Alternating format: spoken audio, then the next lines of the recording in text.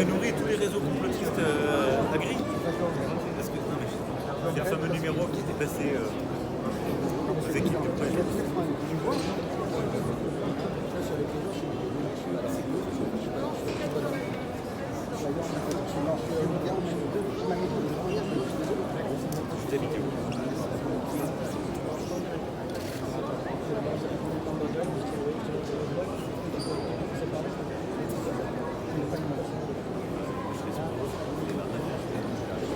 Mais je veux très bien.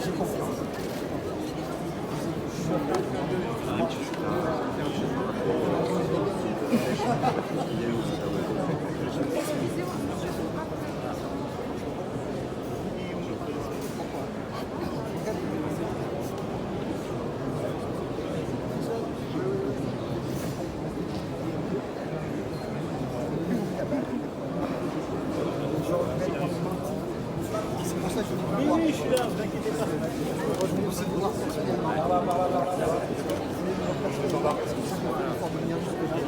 Monsieur. Ouais, je sais, mais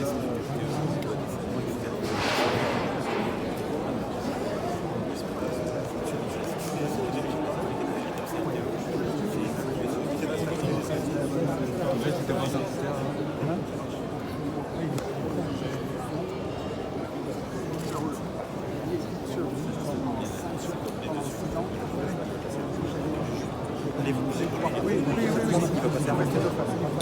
Essaye deux fois, il va passer à rester. Merci. Alors, naïf. Vas-y, je suis pas un amateur. Oh, c'est TF1. Je sais. Monsieur le Président, restez, j'ai jamais eu autant de monde sur mon stand. Je vous embauche. Monsieur le Président, je vous embauche. Ça veut dire quoi? Ça veut dire que je ne suis pas naïf. Et donc, il y a des gens qui sont là très en colère parce qu'ils vont pas bien. C'est normal. Bien sûr. Il y a des gens qui représentent ces intérêts du syndicat agricole qui veulent que les choses avancent. Et je leur ai dit maintenant il faut structurer l'agenda parce que ça ne peut pas être 200 mesures. Vous voyez, c'est pas une revendication de 200 mesures. Le Premier ministre il a fait déjà 62 mesures. Moi j'ai trouvé des engagements ce matin.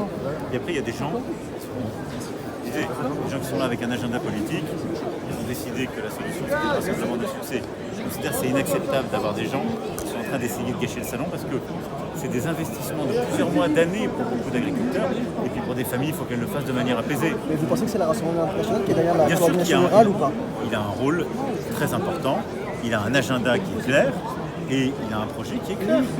Et donc ils essaient de faire croire au monde agricole que d'abord on peut supprimer toutes les règles et tout objectif environnemental, ce qui est complètement démago parce qu'en vrai, nos agriculteurs eux-mêmes et notre population le savent, il faut une transition. Je l'ai dit, il faut nourrir, protéger, renouveler. Bon, et donc ça va simplement, il faut le faire de manière intelligente. Très souvent, ça manque de pragmatisme, je l'ai reconnu moi-même. Et donc il faut qu'on simplifie les règles, qu'on ait des mesures d'accompagnement plus fortes. Mais il faut arrêter de la démago qui consiste à dire on laisse tout tomber. Et la transition, c'est une bêtise, c'est ce qu'ils disent. La deuxième chose, c'est qu'ils proposent de sortir de l'Europe. Bon, donc ça, c'est complètement démagogique. Et c'est la mort de l'agriculture française. Elle a besoin de l'Europe, l'agriculture française. Sauf que l'Allemagne est la plus forte. Non, c'est pas vrai. L'Allemagne elle a un modèle beaucoup plus industrialisé. On a une ferme française qui est beaucoup plus forte et beaucoup plus complète que l'Allemagne. Je le confirme.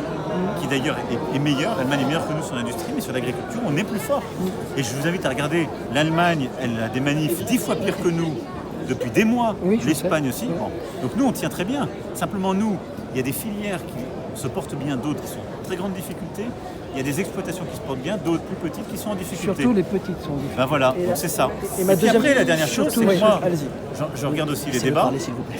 Quand il fallait voter la PAC, quand il fallait voter l'assurance récolte, quand il fallait voter les retraites agricoles, le Rassemblement national, il n'était pas là. Deuxième question sur la une de la Marseillaise qui déclenche beaucoup d'encre. Qu'est-ce que vous avez dit le 14 février sur ces smicards mais d'abord, je parle. C'était quoi votre D'abord, idée je ne parle pas Marine comme Le ça. Pen vous accuse de mépris de classe. Mais non, mais c'est honteux. D'abord, je le dis en méthode. Et déontologiquement, c'est honteux. Je n'ai jamais prononcé une phrase comme ça. Qu'est-ce que vous avez dit? Mais j'ai dit, ce que j'ai dit plusieurs fois publiquement, le problème que nous avons dans notre pays aujourd'hui, c'est que la part du revenu que les Français allouent à l'alimentation, en 30 ans, elle a baissé. Et que... Parce que c'est plus cher, c'est pour ça. Non, pardon, elle a baissé. C'est-à-dire que les gens, ils dépensent plus d'argent pour le logement, pour les abonnements téléphoniques, pour des voyages, pour la télévision. C'est-à-dire que le mode de vie a changé et ils dépensent en proportion moins pour l'alimentation. Je n'ai jamais eu une formule comme celle-ci. Mais vous imaginez la déontologie de vos confrères qui auraient réussi à mettre en une de presse une phrase que quelqu'un a dit que j'aurais dit. Je veux dire, c'est la fin du journalisme si on fait ça. Donc il faut aussi que collectivement vous réagissiez. Moi, depuis ce matin, je fais du homme tout le temps. J'ai fait 2h30 de débat devant les caméras. Je vous réponds dès que vous m'interrogez. Il faut arrêter les conneries maintenant de me faire dire des choses derrière les portes parce que quelqu'un a dit si, il nous a dit ça, en me mettant des guillemets. Les guillemets, vous pouvez les mettre sur toutes les phrases que je prononce devant la caméra. J'ai parfois eu des phrases qui ont pu bousculer, je les ai toujours assumées. Mais les phrases que d'autres rapportent, non. Ah, super. La fin du plastique à usage unique. La réduction et puis même d'arrêter d'abandonner ces déchets à terre. Mais vous êtes dans le projet Oui, vous avez expliqué. Il participe aux actions avec les présidents, notamment vous avez... Ah, top, exactement, j'avais remarqué. Ouais, sur le bateau à Marseille. Nous, justement, on travaille avec Pierre, moi je suis animateur. On est avec vous. Et donc voilà, vous faites partie. Eh ben, bon. Merci. Venez avec moi. Alors, je dois aller le ZUC, mais je ne vais pas le voir. Ça marche bien. On est sur le site, c'est connu. Bonjour Monsieur le Président. Bonjour à nouveau. Bonjour. Et donc voilà. Merci les algues, c'est pour valoriser les algues colonna. Et vous êtes basé où? On est basé en Bretagne pour l'instant. Notre périmètre est national. Centre-Bretagne, à côté du théâtre. Et à Rennes aussi. Et vous les aidez?